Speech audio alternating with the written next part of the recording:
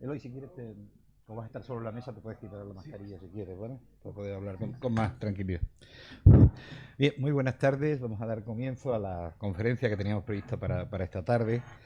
Del doctor Eloy Martín Corrales, con el título Un largo siglo de frustración, Ceuta, 1767, 1906, 1911, lo ha añadido.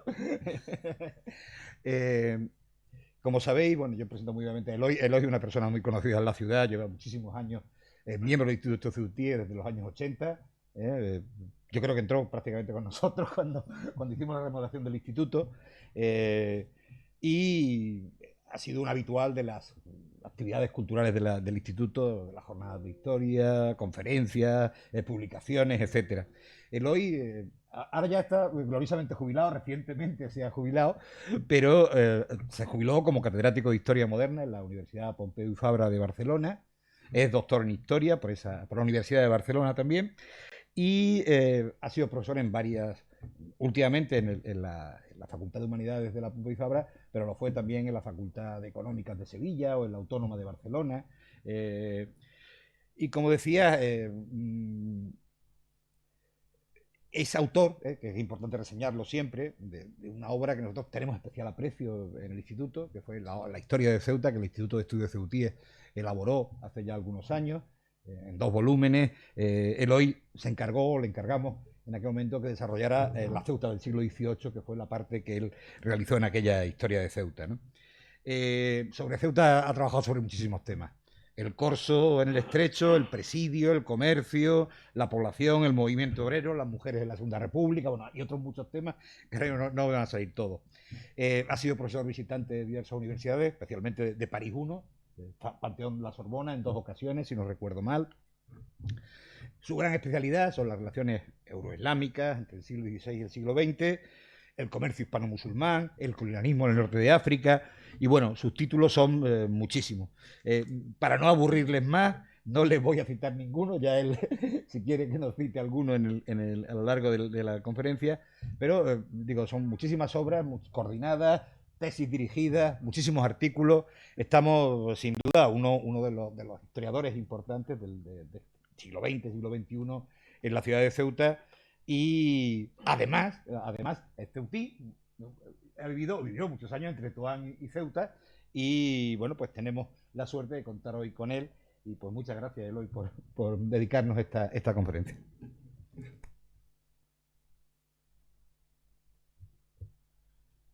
Muchas gracias. Muchas gracias a la biblioteca, también al instituto, perdón, de Estudios Ceutíes, del cual soy miembro, y que me becó para un proyecto que consistía en estudiar la evolución de Ceuta a lo largo del siglo XIX. Y de ese proyecto tengo que hacer un balance de lo que he trabajado hasta ahora. He trabajado mucho, pero seguramente a ustedes lo que he trabajado les sabrá poco, porque a mí, como yo creo que a todo o a casi todo, el virus, el coronavirus me ha pasado factura, y los ritmos de trabajo, las posibilidades de desplazamiento de los archivos, pues lógicamente ha sido un lastre tremendo a la hora de encarar este trabajo. Voy muy atrasado en este proyecto, y básicamente lo que he hecho es reflexionar a fondo lo que los historiadores, los numerosos historiadores ceutíes o no ceutíes que se han acercado a este largo siglo, pues han opinado al respecto. Y de alguna manera he preparado la conferencia no como una conferencia de divulgación al uso, que suele ser habitual, sino una conferencia en la que yo me hago preguntas y en la que también yo me había preparado para debatir con algunos historiadores ceutíes con los cuales estoy en parte de acuerdo y con los cuales estoy en parte en desacuerdo. Uno de ellos es José Antonio Alarcón, está aquí presente. El otro es José Luis Gómez Barceló, que yo creía que iba a estar, pero está de vacaciones. Así que será un diálogo, un debate descafeinado, me temo, pero bueno, la voluntad era esa.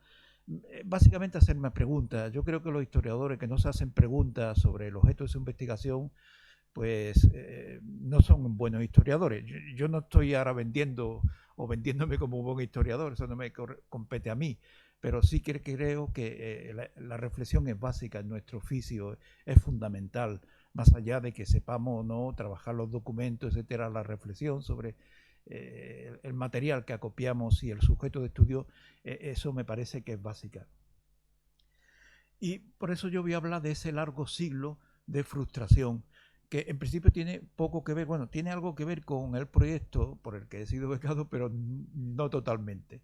En realidad yo presenté un proyecto para estudiar solamente desde 1767 hasta 1859, un periodo en el que yo quería hacer hincapié en algo que la copiosa historiografía ceutí y no ceutí que se ha ocupado del periodo suele ignorar, por desgracia. Y es que normalmente se suele estudiar la segunda mitad del siglo XVII por separado y completamente aislado de la primera mitad del XIX, como si fuera casi ciudades absolutamente distintas, cuando yo entiendo que hay una continuidad mucho más que evidente. La historia es siempre lo mismo, elementos de continuidad y elementos de cambio. Y con eso es lo que tiene que jugar el historiador.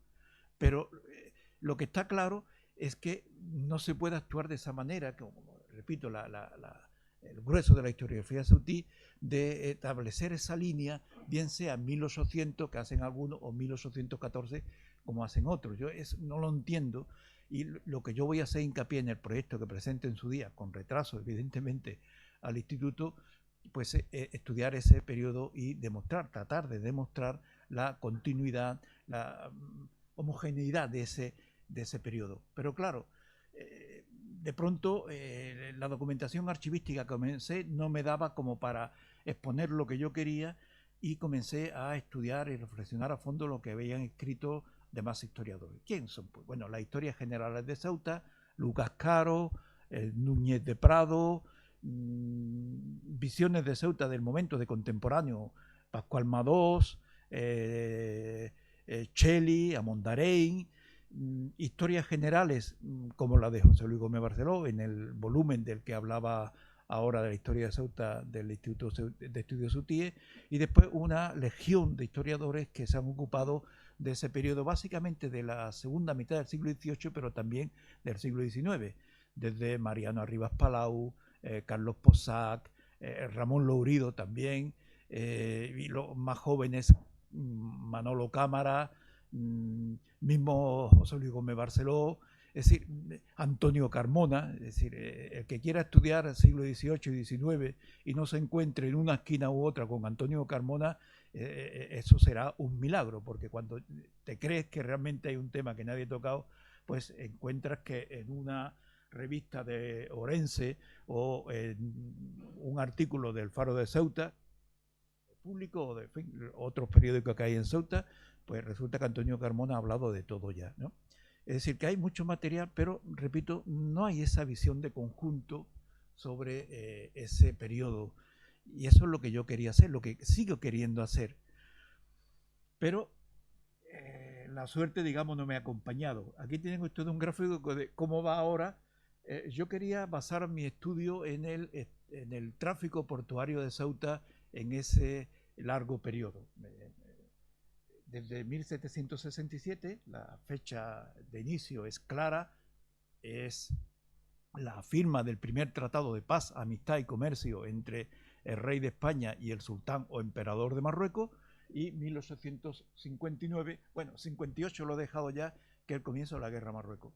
Bueno, hay problemas, la documentación en muchos casos escasea, hay archivos que no he podido ir porque, bueno, por tiempo del COVID, otros que están en plena reforma, como no sé, el archivo Narciso Díaz de Escobar, otro que sus ricos fondos han sido saqueados a lo largo de los tiempos, y eso que últimamente ya pues el saqueo de los archivos españoles y públicos, por suerte, ya ha cesado, pero bueno, ahí están las heridas en las series, en las colecciones hemerográficas, que dificultan mucho la tarea del historiador. Así que he avanzado poco.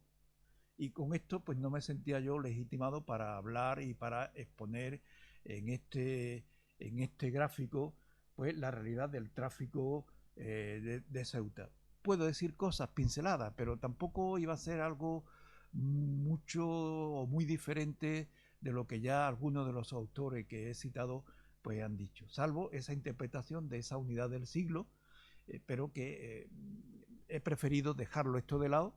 Sigo investigando, no lo abandonaré, pero voy a presentar aquí una reflexión de mucho más alcance que abarca ya todo el siglo XIX hasta 1911-1912, la salida de los últimos penados de Ceuta y el protectorado español de Marruecos, que no fue protectorado, fue zona de influencia en 1912. Por eso también los títulos que di para el proyecto primero, para la conferencia, y que va cambiando, porque yo voy cambiando los títulos a medida. Sí. Voy cambiando los títulos a medida que me voy adentrando en los archivos. Yo creo que los historiadores no tenemos por qué tener una idea fija y marcada desde un inicio de mostrar esto, sino simplemente demostrar aquello que el sentido común y la documentación y las evidencias bibliográficas nos recomiendan. No debe ser otro nuestro oficio. En realidad somos una especie de testaferro, de notarios, notarios históricos, digamos, del reino o de la república, que sería mejor, pero bueno, eso es otro cantar, que no me voy a meter yo ahora ahí. Entonces, la visión que voy a presentar es este largo siglo, en el que también pienso que hay una continuidad.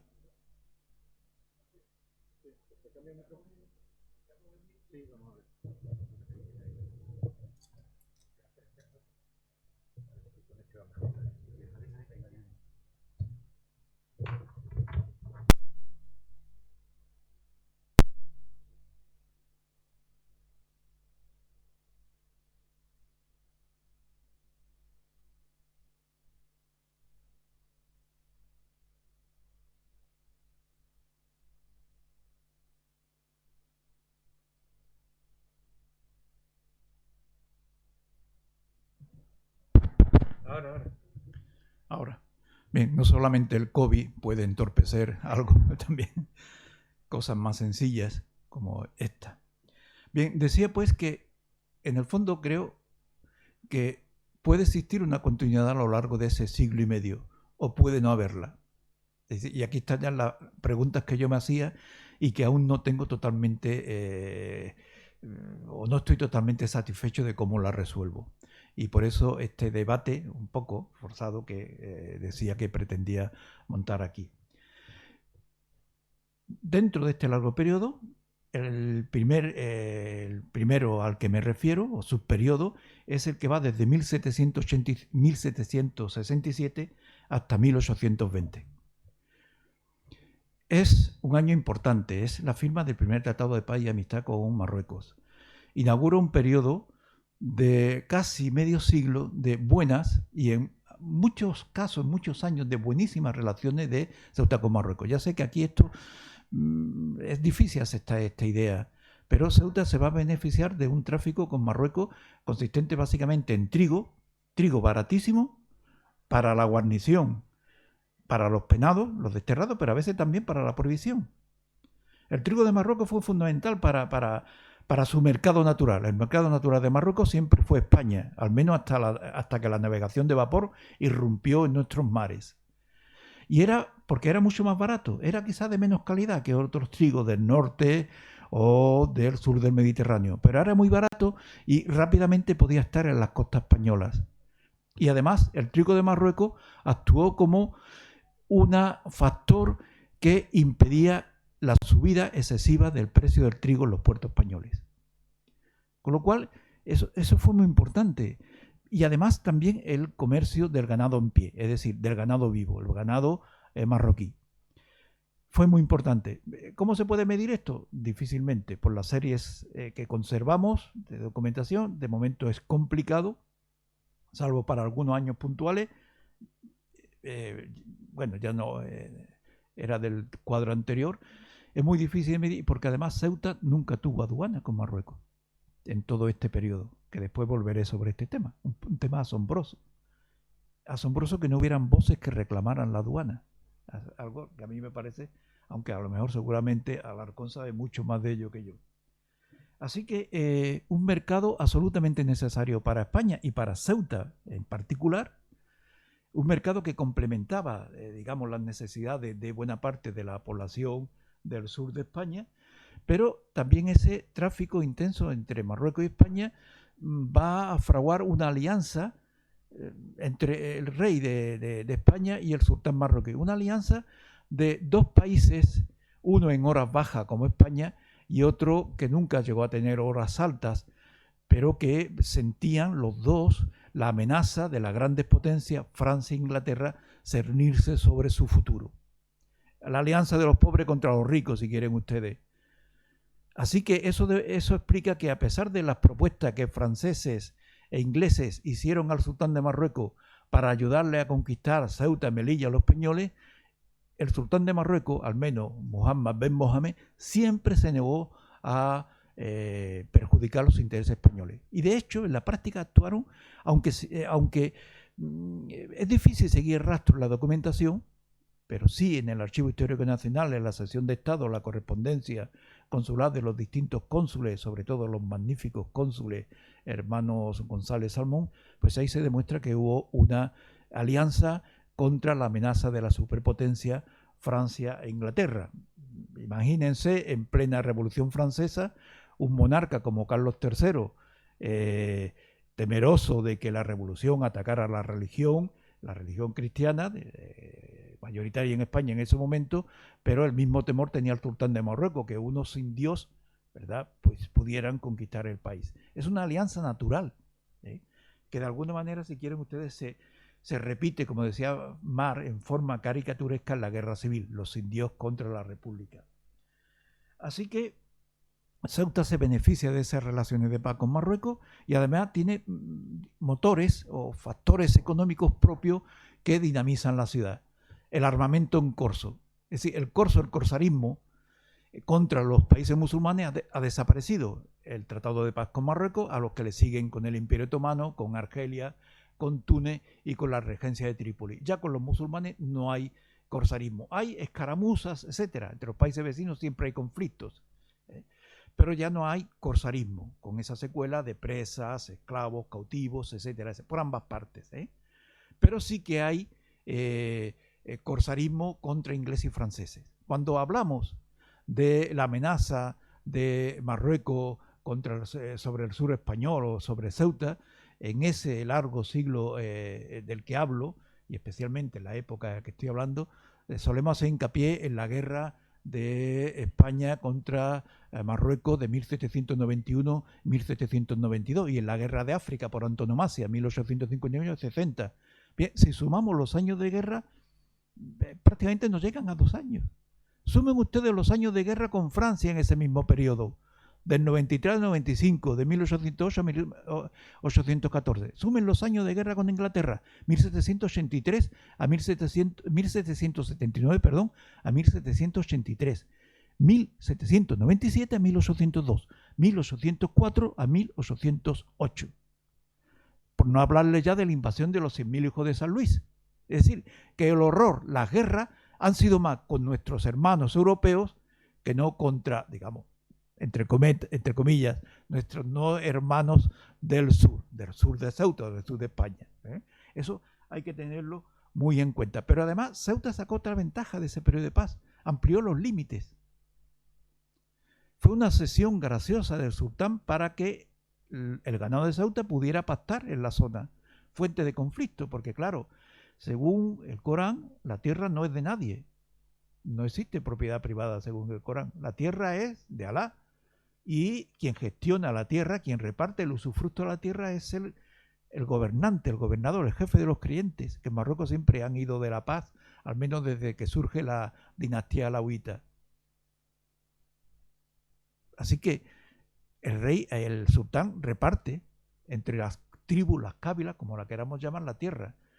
Y a la hora de ceder una franja de tierra que rodea Ceuta, no tiene para nada en cuenta a las tribus que desde tiempos inmemoriales venía cultivándola. Eso es fuente de conflicto. Aquí tampoco nadie se preocupó, pero bueno, ¿y por qué no compramos la tierra? ¿Por qué no llegamos a un acuerdo con la población fronteriza? Eso fue fuente de conflicto, pero no fueron conflictos tan violentos, ni tan repetidos, ni tan crónicos como los de Melilla, el Peñón de Vélez de Alucema o el Peñón bueno, los dos Peñones y Melilla.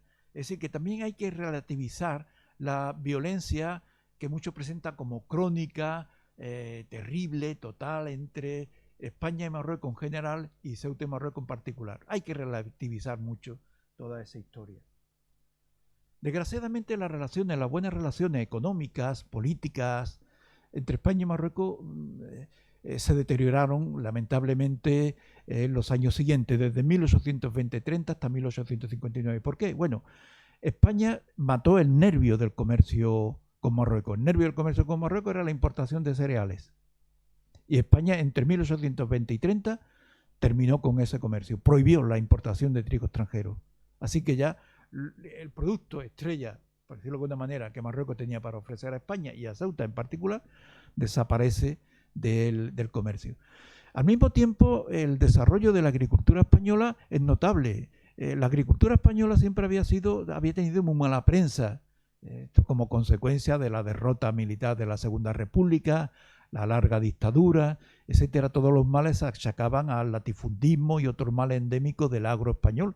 Pero bueno, no todo en España era latifundismo, ni siquiera en Andalucía. Es decir, toda la zona de Huelva, del Condado, zonas vinícolas, nunca.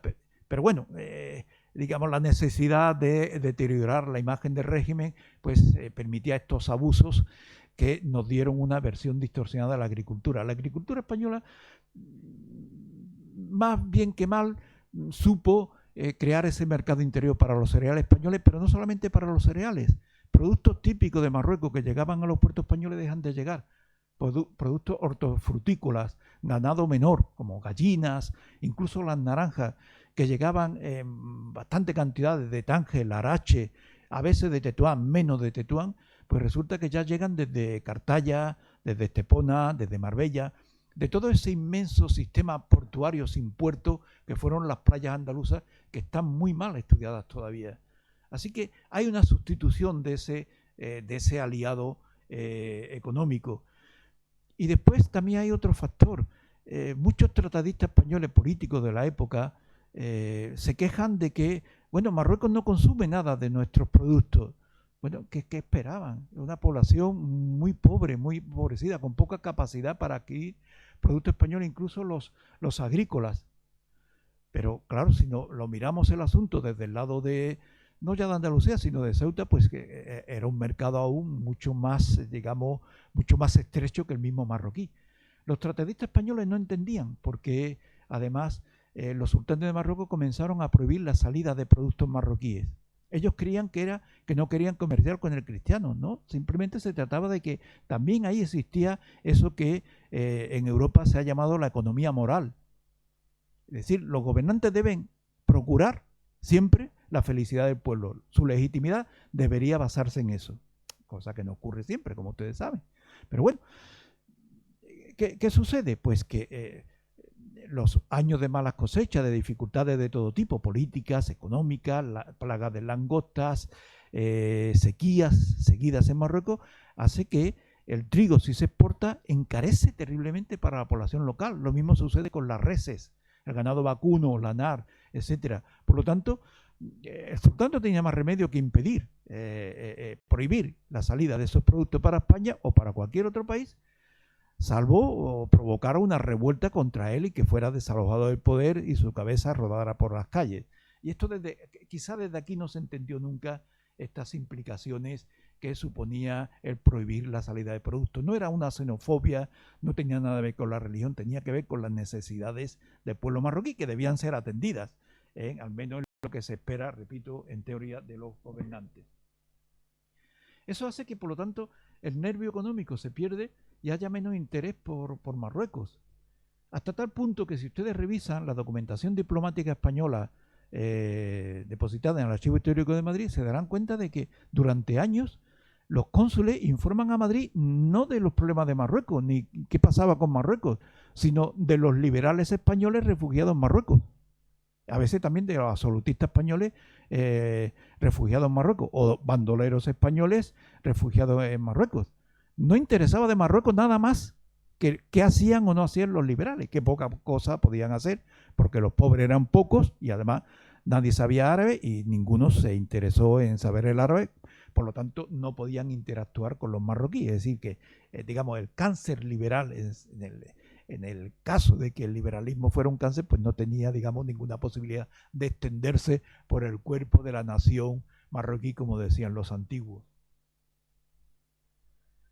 En esos momentos, principios o primer tercio del siglo XIX, en Europa se perfilan claramente dos políticas con respecto al mundo mediterráneo musulmán, al mundo que iba desde Marruecos hasta los dominios otomanos, las provincias árabes del Imperio Otomano. Uno era la conquista militar, que va a comenzar con la toma de Argel por las tropas francesas, pero también, aunque ahí les pongo la toma de Adén. Adén está a la salida del Golfo Pérsico, del Mar Rojo, o a la entrada, según de donde vengamos, pero que ya marcaba de alguna manera el futuro del Canal de Suez. El soñado ya, comienza a ser soñado Canal de Suez. Inglaterra está tomando también posiciones en esa salida del Mediterráneo o entrada, y también la previa conquista de la isla de Malta. Es decir, los dos países, Francia e Inglaterra, están tomando posiciones mano-militares para someter a ese Mediterráneo musulmán, al que se veía como refractario a los progresos de la Ilustración, del liberalismo posteriormente y de la revolución, de la explosiva revolución industrial del siglo XIX. Pero al mismo tiempo surge una idea que lo que intenta incorporar al mundo mediterráneo musulmán a todo ese desarrollo político, social, ideológico y económico de Europa. ¿Quién son? Pues son las ideas de Saint-Simon y sus discípulos. Ahí surge la idea de, bueno, vamos a civilizar o a contribuir a civilizar estos países sin necesidad de conquistarlos.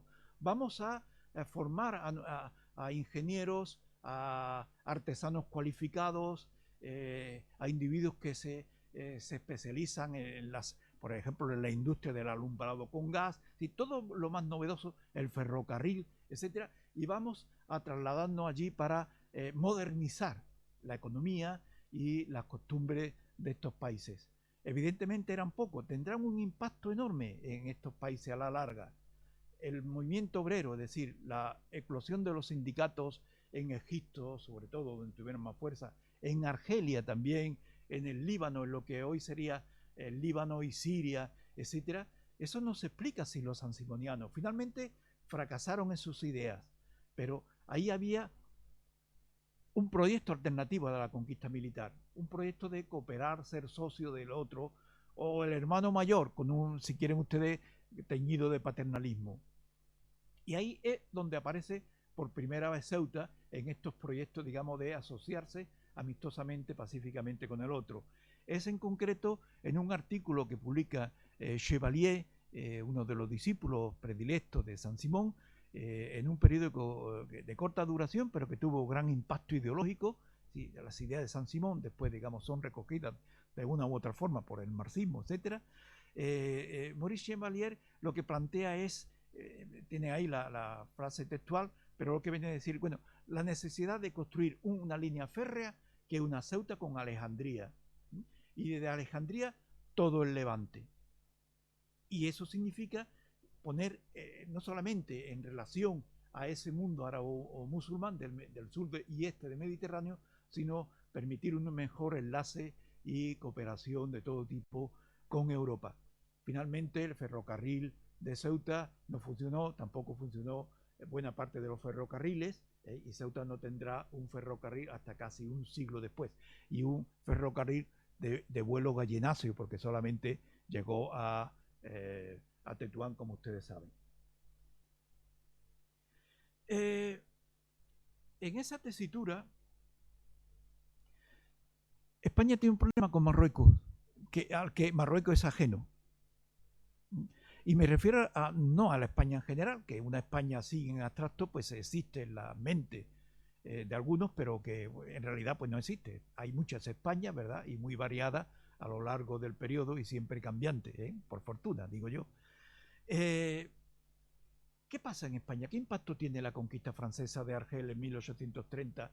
Y más importante aún, que el ejército francés destroce completamente al ejército marroquí en 1844 en Isli, es decir, muy cerca de Melilla, para entenderlo. No tan cerca, pero cerca de Melilla. Es decir, Marruecos queda inerme, indefensa, ante el capricho de los militares franceses de avanzar hacia Marruecos en lugar de intentar primero conquistar buena parte del Sáhara e incorporarlo a Argelia, que nunca estuvo incorporado, dicho sea de paso. Así que eso tendrá un gran impacto, porque el régimen liberal que está surgiendo en esos momentos, recuerden ustedes la muerte de Fernando VII y en el 36 la entronización, pero tutelada, de Isabel II. El régimen liberal que van a hacer con muchas dificultades, inmediatamente que la reina es proclamada, pues va a surgir la guerra carlista, 3 guerras carlistas y además una legión de levantamientos, sublevaciones a lo largo y ancho del país. Es decir, ese régimen que está, digamos, muy debilitado, teme a Francia por el norte, porque Francia, con el ejército de los 100.000 hijos de San Luis, que no todos eran franceses, había franceses, españoles, etcétera, aplastó la alternativa liberal del trienio en 1823. Es decir, que el enemigo por el norte, la monarquía, entonces Francia era una monarquía restaurada, ahora de pronto lo teníamos por el sur, en Argel y cada vez más en Marruecos. Surge entonces la idea de que hay que defender el conjunto hispano. Es una cuestión de supervivencia para el régimen liberal. Surge así, digamos, la mirada hacia Marruecos. Ahí le pongo pues algunas opiniones. Núñez de Arce. Cuando pongo dos fechas, es la fecha en la que escribe el texto y la fecha en la que finalmente se publica, para que vean ustedes que esa fecha de 1830 preocupa mucho. Núñez de Arce es uno de los que ya está denunciando que Francia e Inglaterra avanzan demasiado, aunque se equivoca de dirección, pero bueno, en lo fundamental está destacando la amenaza francesa. Repito, la amenaza inglesa también, y todo eso con la perspectiva de un canal de Suez que aún revalorizaría más el poder europeo, francés e inglés en el norte de África, que se veía que cada vez más esas potencias, que además son potencias ya industriales y que no están en decadencia o en deterioro como el Imperio Español, pues van a ser los vecinos inmediatos y por lo tanto los vecinos amenazantes de ese quebradizo, frágil régimen liberal que no termina de consolidarse. Y todo eso en medio de la división española, las guerras carlistas, pero también los moderados enfrentados a los liberales, el nacimiento del incipiente movimiento obrero, que tarda mucho en tener voz propia, pero que está ya, digamos, provocando desorden según uno, pero digamos reivindicando la necesidad de que mejore sus condiciones de vida, absolutamente legítimo, según otros y según lo lógico que cabía esperar. En España, al igual que en los conjuntos de Europa, surgen dos políticas, una pacífica y otra militar. La pacífica, yo creo que el primero que la plantea es Estebanés Calderón, después la recoge su familiar Cánova del Castillo, de ahí le pongo esa frase que ustedes pueden leer, no hace falta que yo se la lea. Es decir, la defensa de España está en la cordillera del Atlas. Ojo, de momento no se plantea conquistar Marruecos hasta el Atlas, lo que se plantea es la defensa del Atlas. Y ahí surge ya una especie de división que en unos será más clara y en otros no tanto. Para muchos, en esos momentos hay que procurar o hay que defender la soberanía e integridad del Imperio de Marruecos. Hay que sostener a Marruecos como sea frente a Francia e Inglaterra. La misma política que en el periodo anterior a la que me refería. Pero es cierto que también muchos de estos que son, digamos, en principio, portadores de esa vía pacifista o pacífica, llamarlo de alguna manera, pues se irá decantando hacia la solución militar. Núñez de Prado también es tasativo al respecto, es decir, Marruecos no está para conquistar. No está para conquistar porque añadirá, Marruecos es un caos, pero Núñez de Prado es consciente que España también en la época que la escribe, todavía no ha terminado la Segunda Guerra Carlista, también era un caos. Es decir, bueno, estamos en crisis, sigamos aquel consejo de Ignacio de Loyola, en tiempo de crisis mejor no hacer mudanzas. No vayamos a conquistar nada. Después Núñez de Prado cambiará. El mismo donde, ahora veo ahí que lo he escrito mal, dirá, no, si vamos a África y ya en plena guerra no vamos animados por un espíritu de conquista. Después, bueno, después la guerra cambia muchos espíritus, digamos, ¿no? Pero todavía esa idea de una penetración pacífica van la letra, es decir, un entendimiento de alguna manera con Marruecos para solucionar los problemas de Ceuta, pues está presente casi a finales del siglo. En 1873, Chely, que es un militar, pues dirá que lo que hay que hacer es, bueno, simplemente comprar las tierras que rodean a Ceuta a Marruecos, de manera que Ceuta fuera autosuficiente desde el punto de vista agrícola o para mantener el pasto de los ganados, que esto es otra cosa que nunca los que se ocuparon de Ceuta aclararon. Si consigue rodear a Ceuta de una porción de terreno que te ceda o te regale el sultán de marroquí o compres al Imperio de Marruecos, o lo dedica a pasto o lo dedica a cultivo. Esto es como las políticas de las películas del oeste, o uno o lo otro, las dos cosas a la vez no, o estás vendiendo humo, ¿no? Que es realmente lo que muchas veces sucedió. La política militar pues estalla rápidamente. Si en 1844 desde el gobierno español se entiende que Marruecos está indefenso y que los franceses conquistarán Marruecos cuando quieran, en 1848 una unidad expedicionaria española conquista la Chafarinas. Toma la Chafarinas. En Chafarinas no había nadie. En Chafarinas había que llevar agua. Bueno, también a los peñoles de Vélez y de Alucema había que llevar, se lleva el agua desde Málaga, básicamente. Así que la política militar va ganando terreno y buena parte incluso de los apóstoles de la penetración pacífica pues se van a cambiar de bando.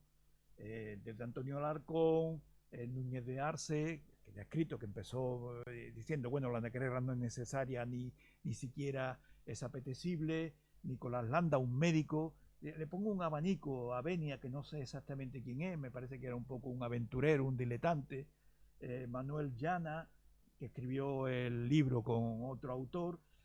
Lo que, pero incluso lo plantea también de cierta forma ambiguo. Bueno, Ceuta puede ser el punto de partida, la puerta de entrada, pero tampoco especifica mucho para qué. Pero digamos, el sesgo militar se percibe ya un poco en el conjunto de la obra de estos autores. Por cierto, la inmensa mayoría de estos autores, salvo Núñez de Prado, cuando hablan de Ceuta o Shelley, en realidad no hablan de Ceuta. Si ustedes leen la testigo de la guerra de África de Alarcón, pues habla poquísimo de Ceuta.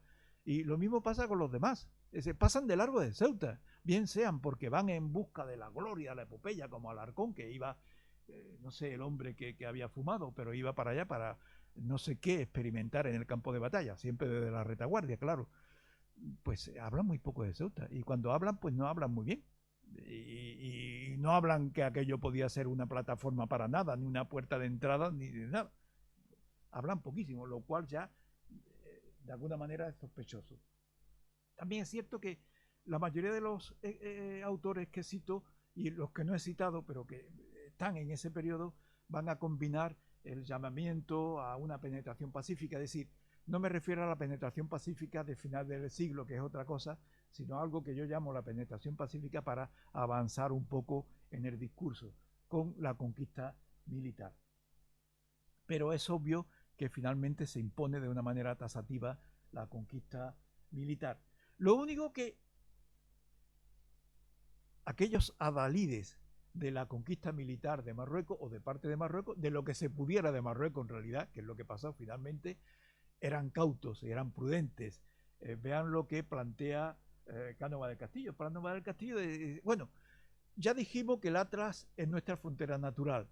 Como el emperador de Marruecos es incapaz de impedir que una potencia fuerte ocupe el Atlas y penetre el Atlas y nos amenace por la espalda, habría que ocuparla. Pero claro, inmediatamente dice, pero mejor no avancemos sobre Marruecos, no contribuyamos a terminar de derrumbar Marruecos, porque entonces, como no tenemos la fuerza suficiente, otros países, Francia e Inglaterra, podrán efectuar la conquista con más medios que nosotros. Este es el discurso de Cánovas. Discurso de Cánovas que comienza en 1848, yo creo que escribe el texto y no lo publica hasta 1860. Y eso se ve con el epílogo que añade al final, en la que ya el hombre ha cambiado. Dice, bueno, sí, la ocupación militar, la toma militar, pero oiga, habrá que esperar, porque si no esperamos podemos incitar que Francia, especialmente Francia, se nos adelante y nos quedemos sin la posibilidad de conquistar el día que tengamos fuerza para conquistar. Y bueno, no voy ya muy con retraso, creo. Ahí tienen un mapa que son digamos, las preocupaciones estratégicas de los gobernantes españoles, grosso modo. Es decir, esa línea roja que sale desde Melilla sería para impedir, apoyándose en el Atlas, para impedir el ataque francés o la penetración francesa a Marruecos, para cuando España estuviera en disposición de entrar en Marruecos. Y digamos, ampliar esa curva defensiva es para asegurarse también un colchón defensivo con respecto a las Canarias. De ahí vendrá lo de exigir a Marruecos en la firma del Tratado de Guarras, cuando el ejército de Marruecos ha sido vencido, imponerle la cesión de Santa Cruz de Berbería para impedir que Francia avanzara por la zona sahariana o presahariana, que después aquello terminó pues con un desastre también, porque al final Idni fue una islita minúscula en territorio de Marruecos conquistado absolutamente por Francia. ¿Qué pasa en Ceuta en ese momento? Bueno, en Ceuta cuando uno están hablando de construir un ferrocarril de Ceuta a Alejandría, las posibilidades inmensas de Ceuta como plataforma, etcétera, etcétera, pues el gobierno dice, bueno, Ceuta será el presidio más importante. El presidio más importante de África, que era el presidio más importante de España. Hay un total de 17, me parece, los africanos llegan a ser 5 y Ceuta siempre fue el principal. ¿Qué pasa con el penal? bueno, no era una novedad absoluta. En Ceuta, pues, desterrados, penados, confinados, presos, llámenle como quieran, desde los portugueses, ya están ahí construyendo fortificaciones, o desterrados de la corte para que no fueran muy turbulentos y no crearan problemas en propio territorio portugués. Los austria-españoles, cuando se hacen con la ciudad, practican la misma política, y cuando llega, digamos, 1834, la Real Ordenanza de 1834, que establece el nuevo ordenamiento de los presidios españoles y los africanos, entre ellos Ceuta, para destino de los penados con la pena más larga, es decir, superior a 8 años, en Ceuta ya todo esto se venía practicando desde hace 2 o 3 siglos, es decir, no es ninguna novedad. En Ceuta no se construye ningún edificio moderno para clasificar, vigilar, castigar y rehabilitar al preso. Es decir, se aprovecha lo que hay, cuarteles militares y edificios desamortizados, como el desgraciado convento de San Francisco. Digo desgraciado porque fue demolido y sobre todo desgraciado por la mamarracha reconstrucción que se ha hecho ahí al principio de la Gran Vía. Pero bueno, quizás, pensándolo fríamente, la Gran Vía es el lugar idóneo para colocar ese adefesio, porque la Gran Vía en realidad, pues en mi opinión modesta, muy bonita no lo es, aunque bueno, tengo dificultad en la vista, como ustedes saben. El trabajo de los penados y tal, eso se venía practicando. Es cierto que la novedad será que empezarán a trabajar para el ayuntamiento, en la policía, al servicio de particulares, pero poco más. Es decir, no hay cambios prácticamente, en mi opinión. Bueno, el cambio en los talleres, que es en los talleres presidales en el convento de San Francisco. Pero, es decir, toda la reforma penitenciaria pasa por Ceuta casi sin cambios. Se viene practicando lo que se practicaba desde hacía siglos. Así que hacer un balance del penal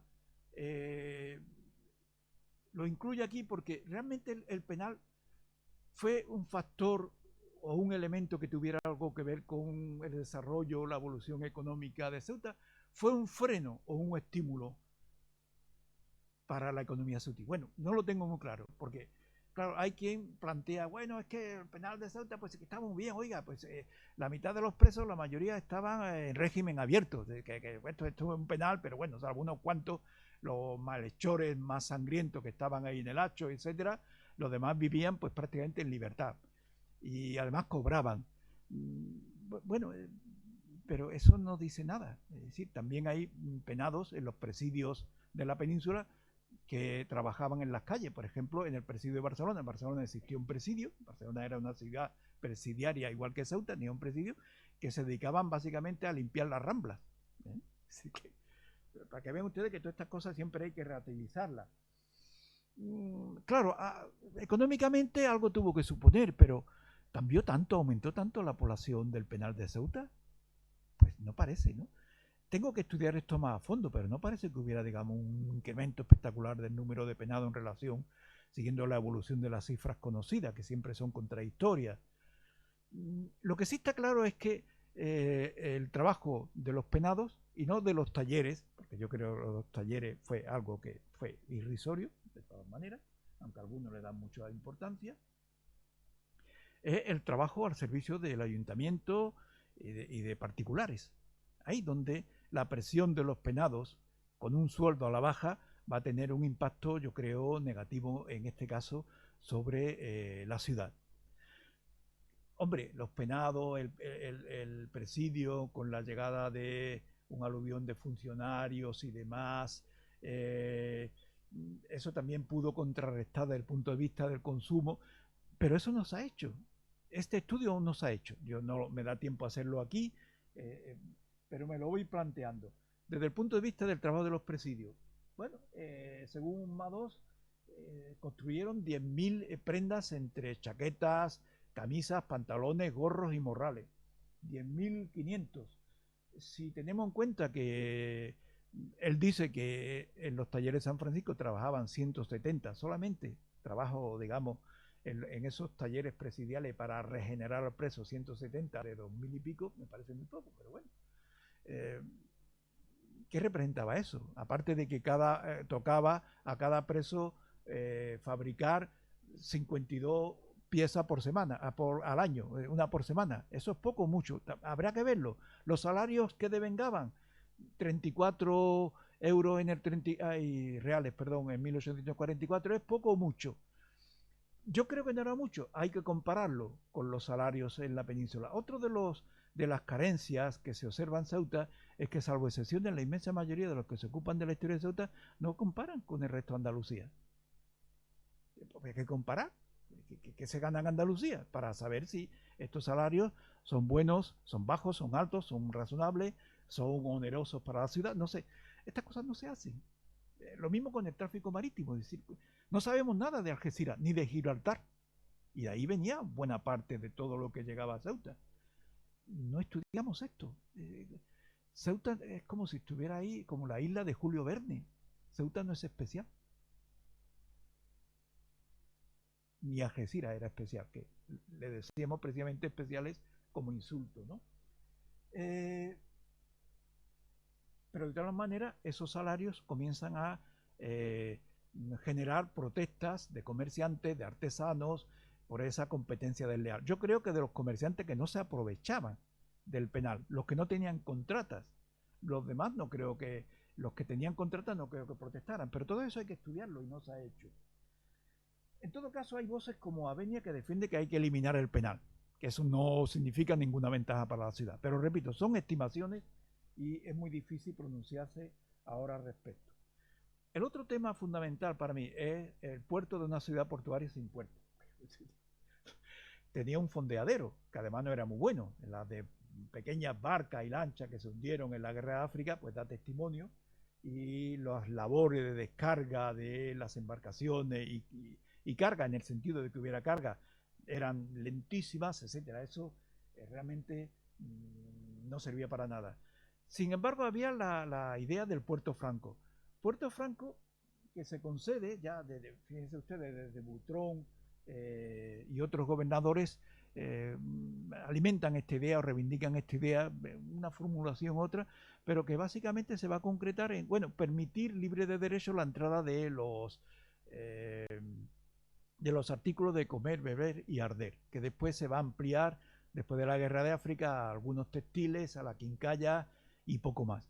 Pero bueno, eso no, dado el ínfimo consumo de Ceuta, eso no tiene mucha importancia. Incluso hay algunas voces ya avisadas que están planteando, señores, dentro de poco se abrirá el canal de Suez. Ceuta está muy bien posicionada. Pero eso son más buenas intenciones y deseos que realidades. Se plantea, Ceuta puede ser el puerto que abastezca de algodón a la industria algodonera española, la que le abastezca de sosa para la industria del jabón, la que abastezca de carbón a la industria siderúrgica española. Eso eran brindis al sol. El algodón de Motril no tenía sentido traerlo a Ceuta y de Ceuta enviarlo a Barcelona, que era su mercado natural. Eso entorpecía el precio del algodón. La sosa, pues igual, las mayores fábricas de jabón estuvieron en Cataluña. No tenía sentido traerla a Ceuta y después andar el camino y continuar hasta Tarragona, Barcelona. ¿Y qué les digo del carbón?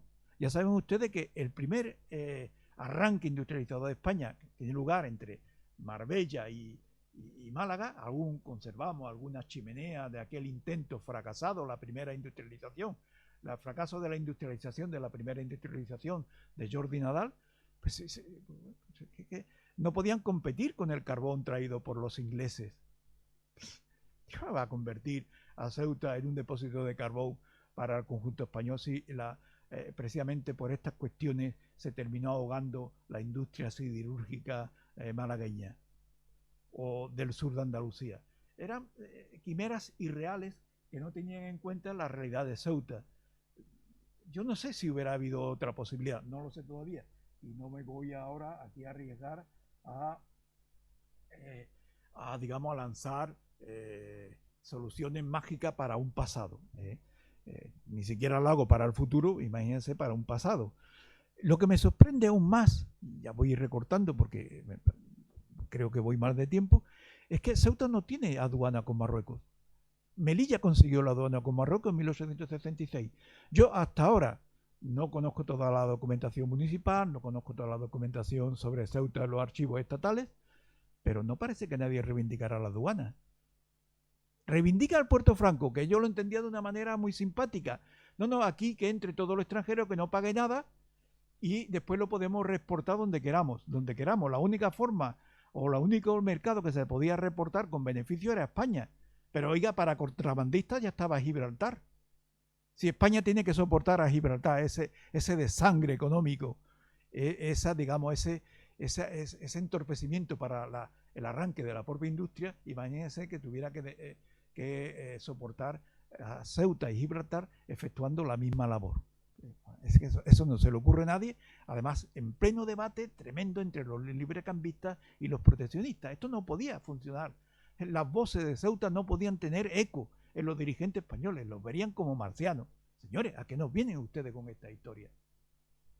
Alguien les debía haber dicho, como Joe Biden a los empresarios, pidan lo razonable, pidan una aduana. Pero no hubo tampoco en Madrid nadie que pensara en esto. Las relaciones con la península fueron malas, siguen siendo malas. Málaga, pero hay que llegar a Málaga, el helicóptero, si no, Málaga-Algeciras.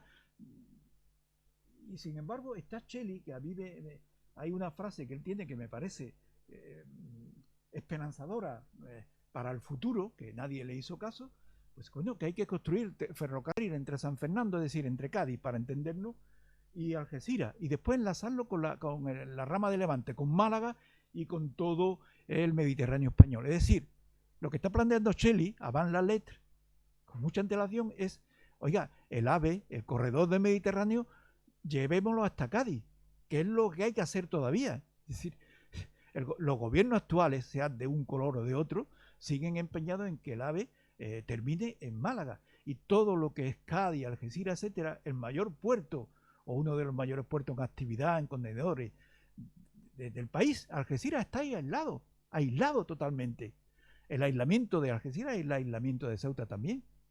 Había que, de alguna manera, ya me salgo del tema,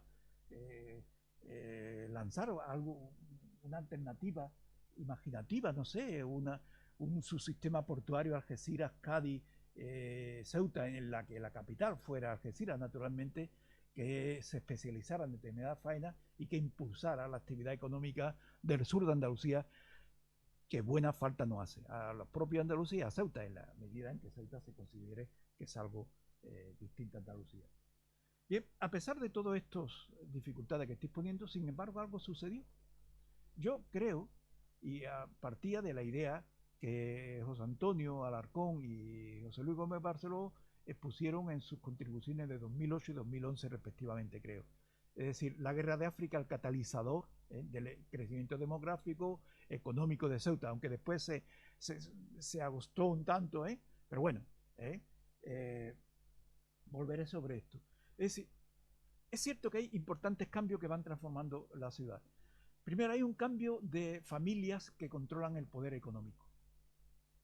Aunque es un cambio que no es tan definitivo. Estos días, trabajando en el archivo, de pronto descubro que hay un tal Cano Santayana, que después será uno de los protagonistas de las historias de Alarcón, que era abogado militar y que está ya en Ceuta en 1804 o antes. Este entronca con el cambio generacional de esas élites económicas que se renuevan entre los años 40, digamos, porque no tenemos más información al respecto. Aparecen corredores de comercio, el primero en concreto en 1863, con toda esta alegría del Puerto Franco, que después no sirvió para mucho. Comienza la colonización privada del campo exterior. La cuestión de la propiedad, el usufructo de la tierra siempre ha sido fundamental. Una pugna áspera, sorda entre el ejército y esa burguesía en que va surgiendo, de la que habla y muy bien Alarcón. El ayuntamiento se civiliza, es decir, va siendo cada vez menos un instrumento en manos de los militares y va siendo, digamos, el control de poder de esa burguesía que se va forjando por medio de las distintas ordenanzas, reglamentos, que van alejando poco a poco a los militares del ayuntamiento y van consolidando ese ayuntamiento que nace con muchas dificultades en 1812. Y ahí es donde yo coloco esta teoría o estas hipótesis bien fundadas, pero que aún le falta, digamos, profundizar para ver hasta qué punto se pueden sostener, de Gómez Barceló y de Alarcón. Ese surgimiento de esa burguesía realmente es el punto de arranque de esa ciudad y va a culminar en la transformación en esa ciudad burguesa. Bueno, yo aquí ahora hago de abogado del diablo. En línea general estoy de acuerdo. Es decir, a partir de 1860 algo cambia, pero no lo tengo tan claro. Hay cambio en la estructura mercantil industrial y ahora utilizo aquí datos ya publicados por José Luis y por Alarcón. 1835 son unas cifras muy difíciles de utilizar y que hay que utilizar con mucha prudencia.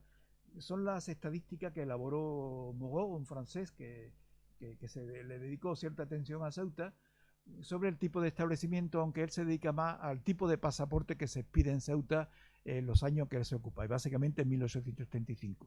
Pero bueno, yo he procurado, dejando de lado estos pasaportes, yo he procurado compararlo con el análisis que hace exhaustivo José Antonio de la contribución de 1845 y lo he agrupado ahí y veo que hay un salto importante entre 1835 y 45, de 120 establecimientos de comidas a 194, es decir, hay más consumidores, hay más clientes para entendernos, mientras que los comercios varios pasan de 43 a 117. Fábricas hay 8 en el 45, cuando decir fábricas antes, y todo esto cogido con pinza, porque claro, ¿qué es una fábrica? ¿Qué es no una fábrica? ¿Y qué es un artesano que produce él y qué le distingue de la fábrica? Que puede ser un artesano que a su establecimiento lo llama fábrica. Y la clasificación o la identificación de industria era muy alegre en esos momentos. Y industria era más bien un establecimiento comercial que lo que entendemos como un establecimiento que produzca, que transforme una materia prima en algo distinto, con un valor añadido. Pero bueno, con todo eso parece que en esos años sí que hay algo que puede denotar, bueno, con toda la prudencia del mundo, y sin tenerlo claro. Pero claro, hay otro factor también. He comparado la evolución demográfica de Ceuta con las ciudades andaluzas, incluida Gibraltar. No he terminado el cuadro, he tenido muchas dificultades por cuestiones del COVID y otras que no vienen a cuento. Tengo parte de mi biblioteca en un Blue Space, en un almacén, no puedo disponer de ella con la facilidad que cuando estaban activos, con un inmenso despacho en la universidad y el mío propio en casa. Pero bueno, he hecho esto y vemos que Ceuta va a avanzar espectacularmente en lo demográfico a un importante número de ciudades, en concreto a Ayamonte, a Cartaya, no, Cartaya estaba siempre por debajo, pero Ayamonte, Sanlúcar, Puerto Santa María y Puerto Real. Bueno, Tarifa y Algeciras. Ceuta es solamente superada por 7 ciudades andaluzas, básicamente puesto las portuarias, aunque bueno, la línea no es portuaria, realmente no tiene puerto, y San Fernando exactamente lo mismo. Hay dificultades con Gibraltar. Aquí también planteo la necesidad de que la historia de Ceuta no es solamente la historia de Ceuta, la historia de Ceuta es sus relaciones con el campo de Gibraltar y con el conjunto del litoral andaluz. Y en todos los aspectos, no solamente en el religioso, en el que llegada de funcionarios, en llegada de militares, en todos los aspectos. Si no, tenemos una imagen como si fuera Ceuta, como si fuera un planeta o un platillo volante, una nave alienígena que no tiene relación con la Tierra sobre la que sobrevuela o el planeta que sobrevuela. El tráfico de cabotaje. El tráfico de cabotaje solamente he encontrado hasta el momento la estadística para 1857 y 1858. Y también hay un salto espectacular, pero claro, son 2 años. Y el tráfico de cabotaje estaba sometido a muchas variaciones climatológicas, días de navegación posible debido a las corrientes, a los temporales, etc. Son 2 años, pero bueno, ahí Ceuta, que está en el puesto 21, se coloca en el 14 o 15, avanzando a muchas ciudades, pero claro, son 2 años. ¿Cuál era la intensidad del tráfico de cabotaje? Pues de momento ya ven ustedes las dificultades que he tenido en el primer gráfico que les mostraba. ¿Cuántos barcos ya podían llegar a Ceuta cada año? Pues unos 300, siendo generoso, en el mejor de los años. 52 semanas por 2 viajes del correo, 104. Vamos a ponerle otros 104 de viajes de buques militares y hasta 300, pues casi 80 o 90 buques de mercantes que, bueno, que llegan aquí por los malos tiempos, los temporales, o porque tienen un cargamento que no pueden depositar o, digamos, colocar en Algeciras o en Cádiz o en Málaga, y vienen y lo colocan en Ceuta, que saben que hay necesidad de trigo o de lo que fuera. Es decir, que algo está pasando, pero son apuntes, pistitas, no son líneas que nos permitan decir esto fue así. Pero tenemos otras estadísticas. Una serie que comienza en 1848, pero que de Ceuta solamente se ocupa entre 1860 y 1863. Importación e importación entre España y Ceuta. ¿Por qué? Porque, bueno, en ese periodo Ceuta va a figurar como una colonia de ultramar. Esta también otra de las brillantes ideas, ¿verdad?, de los gobiernos españoles. Bueno, Ceuta es una colonia de ultramar, al mismo nivel que Canarias, que Filipinas, que Cuba y Puerto Rico. Y entonces lo que nos está diciendo es que las importaciones de España desde Ceuta pues fueron realmente esas ínfimas cantidades. 181.000 reales en el primer año, baja a 70.000 en el segundo, sube a 104.000 en el tercero, y en 1863 150.000. Casi podíamos decir que se trata de exportación de bonito o de salazón de pescado. El que iba a Alicante, etcétera, etcétera. Que eso sí lo estoy datando para la llegada a Málaga, pero es muy complicado porque, claro, se trata de laúdes. A veces son barcas o lanchas. La capacidad de carga es muy limitada.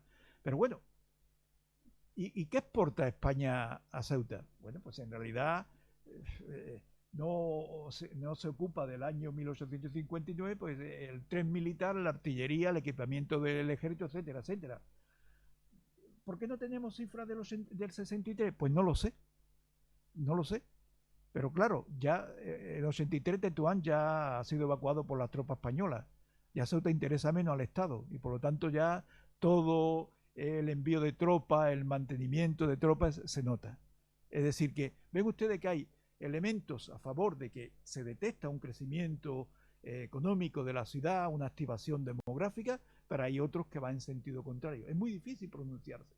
Yo lo que intentaré en el trabajo es avanzar en esta vía, tratar de resolver este dilema, pero que también ya aviso que los avances serán limitados. Pero bueno, si es un avance, a mí ya me va bien. Yo no soy partidario de los avances espectaculares, siempre son sospechosos, porque si los avances son espectaculares, las huellas documentales deben estar ahí. Puede suceder que se han destruido, que no las hemos encontrado, también puede suceder. Los historiadores tenemos tendencia demasiada a cuando no sabemos de una cosa decimos de eso no hay nada, no hubo nada, en lugar de decir de eso no sé nada. Pero en cualquier momento podemos saber porque alguien descubrirá algo y estará a disposición de todos. Voy a terminar ya porque ya estoy muy sobre la hora, me parece. El problema de ese crecimiento económico de Ceuta es que se concentra en muy pocas manos. Eso ya lo puso de manifiesto Alarcón, 214 electores y 137 elegibles. Si quitamos los electores que no eran contribuyentes, tenemos que en realidad prácticamente los contribuyentes, los grandes contribuyentes, que de todas maneras eran contribuyentes muy mediocres, es decir, a lo mejor en San Fernando hubieran sido contribuyentes medios y en Cádiz a lo mejor de segunda, tercera fila, pues esos tienen todo el poder en sus manos, por lo menos el de elegir y enviar diputados a la Corte y el tener una voz allí que de alguna manera, aunque fuera en plan de lloriqueo, hiciera oír las reivindicaciones, no digo de Ceuta, no soy tan iluso, pero sí de la clase social a la que representaban.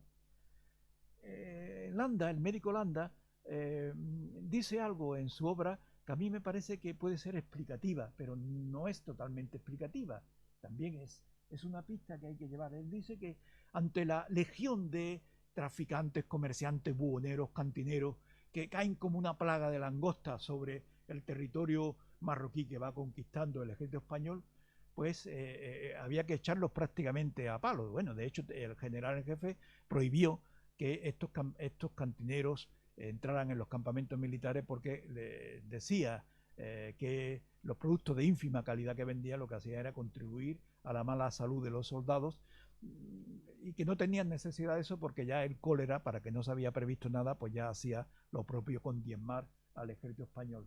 Entonces, Landa dice que se permitió a los cantineros, traficantes, etcétera, es decir, a los comerciantes bien, siempre que fueran contribuyentes o que tuvieran matriculados como comerciantes o que tuvieran un capital superior a 800 reales.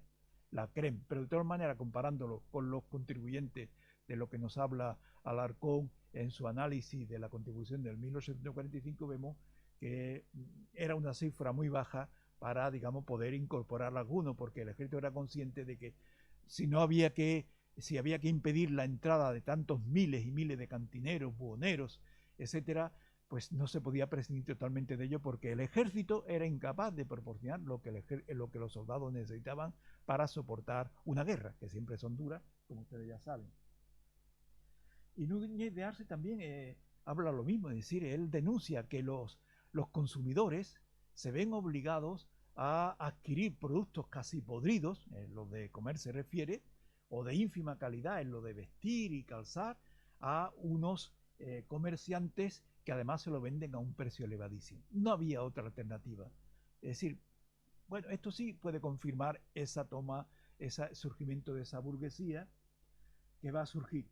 Pero yo ahora pongo aquí un breve párrafo del periódico la Crónica de Ceuta de 1868, en la que se ufana ante todos estos cambios que están ocurriendo en Ceuta y que yo no sé exactamente cómo interpretarlo o que lo interpreto con mucha prudencia, una frase que a mí me parece maravillosa y que describe que detrás de toda la alaraca patriotera y toda la venta de humo, etcétera, pues el periodista tiene que reconocer la realidad que existía y es esa frase que esta sí no me resisto a no leerla. Ceuta va a ser o es ya la capital de todas las posesiones españolas en África. Es decir, Ceuta es la capital de Melilla, cosa que a los melillenses no le haría gracia, pero bueno, de Melilla, del Peñón de Vélez y de Alucema y de Chafarina. Porque ni siquiera era la capital de Guinea, porque capital Guinea en realidad no será de dominio español o controlada ya por gobernantes españoles a partir de 1878, que es cuando empieza la explotación de cacao. Es decir, para llegar a esa meta no hacía falta tanto esfuerzo, ni tanta propaganda, ni tantas desventuras para muchos. Bueno, ahora es la última diapositiva y me he equivocado en mí. Bueno, en realidad lo que sucede es que hay una lenta conquista del poder de una burguesía que cada vez más se enfrenta al ejército en esa lucha sorda por el poder político, económico y también, sobre todo, por la propiedad del suelo, fundamental. Lucha sorda y áspera que no se resuelve hasta la transición. Eso no quiere decir que la lucha sorda, esa rivalidad, no va a impedir la unión, la estrecha unión de esa burguesía con el ejército en el episodio de la conquista de Marruecos, del protectorado español de Marruecos. En realidad, esa burguesía es una de las más claras defensoras de la eliminación o el traslado del penal de Ceuta a Algeciras para que Ceuta pudiera, a la península, para que Ceuta pudiera cumplir ese papel de plataforma de penetración española a sangre y fuego, si era necesario, en Marruecos. Y tampoco esa burguesía va a dudar en ningún momento, en el 36, al lado de quién se va a poner, al lado del ejército, contra el gobierno existente en ese momento de la República. Pero repito, esa pugna no se va a solucionar hasta la transición democrática. Sinceramente, yo no sé si para bien o para mal, pero ahí está. Eso ya es una cuestión que tiene más que ver con casi la actualidad más política. Bueno, no sé si me he comido el tiempo de debate, supongo que algo sí.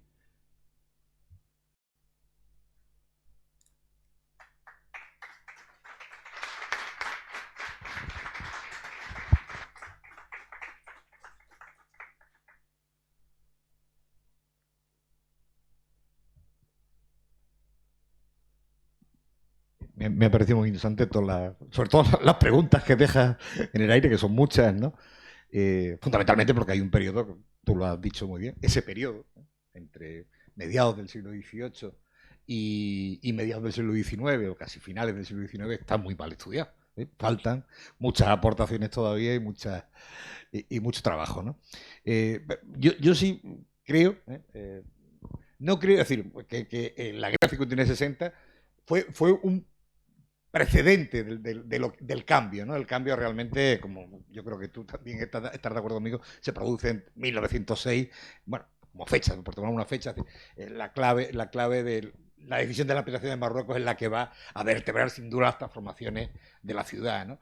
Sí es verdad que hay todo un antecedente en ese periodo de 1850-60, de hecho, la burguesía que luego va a protagonizar los cambios, mucha de ella, viene precisamente como comerciantes a esa guerra. Bueno, los concejales, la familia CB, bueno, varias de ellas aparecen en ese momento y vienen precisamente atraídos por la liberalización. Ceuta tenía, antes de la guerra de África, fuertes impuestos a los alimentos, a las bebidas, etcétera, y sin embargo, las necesidades de la guerra hacen que desaparezca. Vamos, la ciudad se queda sin impuestos. De hecho, luego tienen que crear el arbitrio para poder abastecer a un municipio que estuvo durante 5 o 6 años prácticamente sin ingresos, ¿no? A partir de la guerra, ¿no? Y ahí juega un papel importante. Pero yo creo que el punto de inflexión, después de ese largo periodo de atonía o de fundamental, aunque tiene un precedente en 1960, se va a dar en 1906, y fundamentalmente por una cuestión, porque ese primer desarrollo incipiente, las circunstancias fundamentales, la guerra americana, Cuba, Puerto Rico, etcétera, hace que la visión española se vuelva hacia el Atlántico y olvide bastante el Mediterráneo, que no recupera precisamente hasta la derrota en Cuba y Filipinas. No sé, ¿qué te parece a ti o qué opinas? A ver, yo en principio estoy de acuerdo y con lo que planteáis vosotros, tanto José Luis como tú. Y bueno, de hecho, el proyecto que presento al instituto me paro en 1860 porque entiendo que ahí hay un cambio. Pero claro, yo me encuentro de pronto unos datos muy aislados, muy fragmentarios, muy problemáticos de interpretar, que me están diciendo, y a lo mejor no, a lo mejor es antes. Yo no puedo, digamos, olvidarlos, esto no tenerlo en cuenta. Yo sé que hay muchos historiadores, demasiados por desgracia, que cuando encuentran documentación o pistas que les sugieren que lo que está intentando demostrar no se correspondió con la realidad, lo ocultan. Sobre todo los nacionalistas, ¿no? Los nacionalistas, pero tanto catalanes como españoles, andaluces, vascos, estos suelen ocultar lo que no va bien con su ideología. Yo creo que si encuentras algo que pone en cuestión tus planteamientos iniciales, tienes que resolverlo, aunque nada más que sea como sanidad mental tuya, ¿no? Como higiene mental. En ese sentido, sí, yo creo que posiblemente, pero hasta que no esté seguro no lo diré de esa manera tasativa. Pero después, al final, has dicho algo que se me ha ido un poco el hilo. Bueno, no, se me ha ido el hilo, la cola de tu intervención. No, hablaba que el problema que hubo, el momento del desarrollo incipiente de años 59-60, a partir del final de la guerra, y sobre todo también la llegada de una cierta burguesía hebrea que viene desde Tetuán. Cuando las tropas se marchan de Tetuán, hay esa parte de la burguesía ceutí de origen hebreo que viene desde Tetuán va a ser muy importante también, ¿no? Pero de pronto, es decir, ese desarrollo que había comenzado se ve bastante lastrado por las guerras coloniales. Es decir, Cuba, Puerto Rico, sí. Que hace que la vista de nuevo del Estado vuelva absolutamente hacia el Atlántico y el Mediterráneo no vuelva a ser repensado hasta 1902, 1906, en fin, sobre todo 1906. Sí. ¿No? Bueno, lo primero, la llegada de hebreos y también de marroquíes, claro, porque desde Ceuta hay cierta prevención. Bueno, aquí hubo marroquíes, bueno, no, mire usted, hubo gente de Orán y tal, pero bueno, y de paso, y bueno. A ver, aquí hay comerciantes marroquíes desde 1802, 1804. Comerciantes marroquíes, con sus familias, etcétera, etcétera. A los que, bueno, también hay que ver que los capitanes generales procuraban hacerles la puñeta, pues si iban a comerciar a Cádiz, cuando querían regresar, pues no, usted no puede entrar porque usted Y bueno, pues este hombre pues hacía una instancia al monarca y efectivamente su derecho era de volver a Ceuta con su familia y seguir traficando en Ceuta como venía haciendo desde no sé cuándo. Esto yo lo he publicado. O sea que no es que yo ahora estoy hablando de oídas. La cuestión de la derrota, yo no creo que la derrota, el desastre colonial español fuera tan determinante para mirar a África. España está mirando a África desde 1830. Lo he intentado demostrar con esa defensa de Canarias, pero que además, por no hacerlo más largo, la incluiría hasta Guinea. España empieza a tomar las riendas de Guinea en sus manos desde 1858, cuando ya le dice al último gobernador inglés, bueno, ya no queremos más gobernadores ingleses. A partir de ahora, gobernadores españoles. Lo que pasa es que los primeros gobernadores españoles que llegan fracasan, están poco tiempo, contraen enfermedades y ese proceso de ocupación efectiva de Guinea no ocurre hasta 1878 y inmediatamente se pone en explotación. La explotación de la madera, el cacao, el café, es decir, 20 años como mínimo antes del desastre anual, España está asentada en Guinea. Mucho antes, España, poco antes, pero antes, España ha llegado a un acuerdo con las tribus más importantes del Sáhara, las que están en expansión, y firman un acuerdo por el cual los notables de esas tribus firman un papel en el que dicen, fíjense ustedes, que reconocen a la monarquía española, el dominio sobre ese territorio. La política africana española es muy anterior al desastre colonial. Lo que pasa es que yo creo que esto es una de las consecuencias de la transición. Porque, claro, estaba muy bien criticar la restauración y hacerla responsable del desastre colonial. Sí, está claro. Pero no había que cargar tanto las tintas. El país ya había girado hacia África. El problema es que, claro, tenía la capacidad que tenía. Y bueno, esa misma burguesía que tú estudias, que es defensora de penetración en África antes de que se produzca. Están diciendo ya desde muy pronto, oiga, llévense el penal que nos estorba para... O sea que...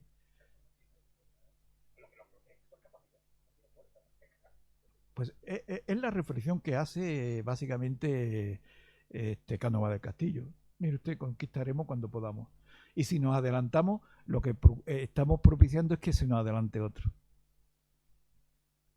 Pero bueno, eso es cuando eres cola de ratón o cabeza de ratón y quieres ser cola de león, ¿no? Estas cosas pasan. A veces una parte de la sociedad española ha tenido más ambición que fuerza, realidad y ponderación para desear determinadas cosas, determinados proyectos. Hay que ser más realista, hay que ser más sensato, hay que ser más cooperativo con los vecinos y hay que trabajar en el día a día y en beneficio de todo para que podamos avanzar en algo. Si no, normalmente el fracaso viene, pero no solamente viene para el imperio español, el imperio inglés se terminó hundiendo igual y las consecuencias aún la está sufriendo Inglaterra, lo mismo pasó con Francia, es decir, que tampoco somos tan especiales, a veces nos creemos que somos especiales, los sutíes se creen que son especiales, los españoles creen, aunque cada vez menos afortunadamente que somos especiales, no hay nada especial. Y cuando cometemos errores, todos los pagamos, claro.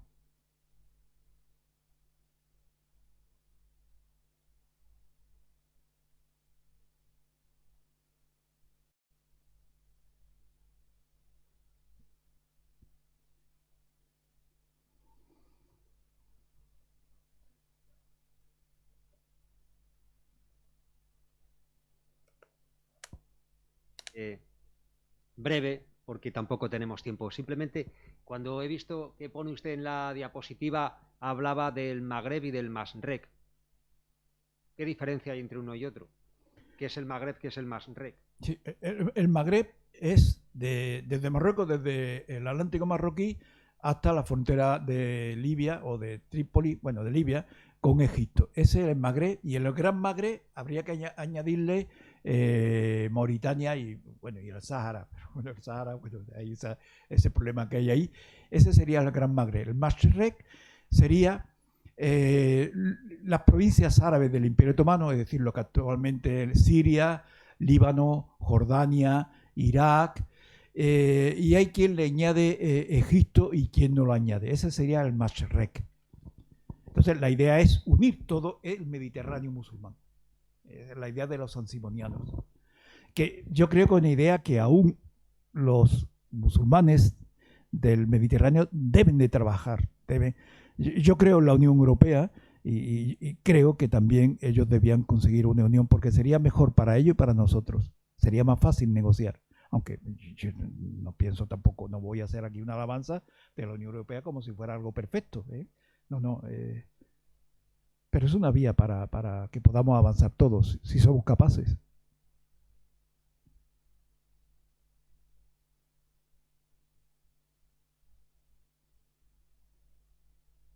Bueno, no sé si.